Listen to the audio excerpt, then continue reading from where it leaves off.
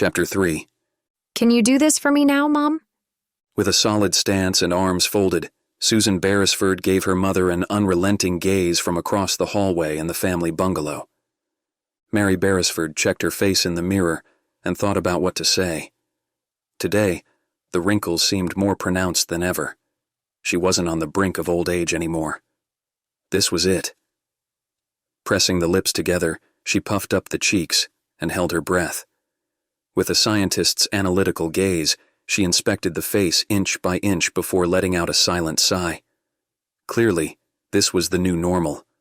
But it wasn't a total catastrophe either, was it? More lipstick? Maybe. Indecisively, she held the red lipstick and ran her thumb up and down the cork. There is a fine line separating attractive from sleazy, and it was getting harder and harder to find. Susan's patience was running out. She threw herself against the wall with a groan. Mom, it was a simple question. Do I have to beg as well? Mrs. Beresford turned around and pointed the lipstick at her. The answer is no. You're an adult now. But come on. Susan stepped away from the wall with all the fluid grace of a seasoned predator and approached from behind. She ran her fingers gently along Mrs. Beresford's arms, the touch deceptively tender. Leaning in, she rested her chin on the shoulder and met her gaze in the mirror. I am not asking, she stated, the tone cold as steel. You will do exactly as I say. The words were followed by her nails sinking into the mother's skin, reinforcing the threat. Mrs. Beresford made an attempt to break free, but Susan held firm. I can't. He will see right through me. Susan moved closer, her fingers now softly caressing the neck. She placed a kiss on Mrs. Beresford's cheek, and their eyes met in the mirror.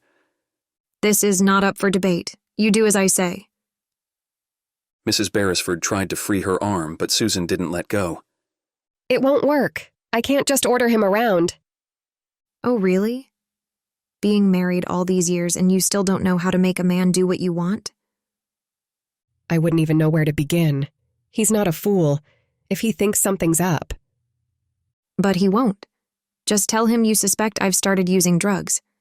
That way you don't have to lie. Now, it was the mother's turn to lock eyes in the mirror. Why on earth would you say that? Susan ignored her. Instead, she ruffled her mother's immaculate hairstyle, causing it to stand in all directions. With a sly smile, she assessed the result in the mirror. There we go. Now you don't look so uptight anymore. Susan pulled away and headed for the door. Before leaving, she stopped with one hand on the handle. 2:00. I've booked a spa treatment then. It takes an hour, if he checks. Mrs. Beresford watched the door closing, painfully aware that her daughter had outmaneuvered her once again. Really? This is my vacation?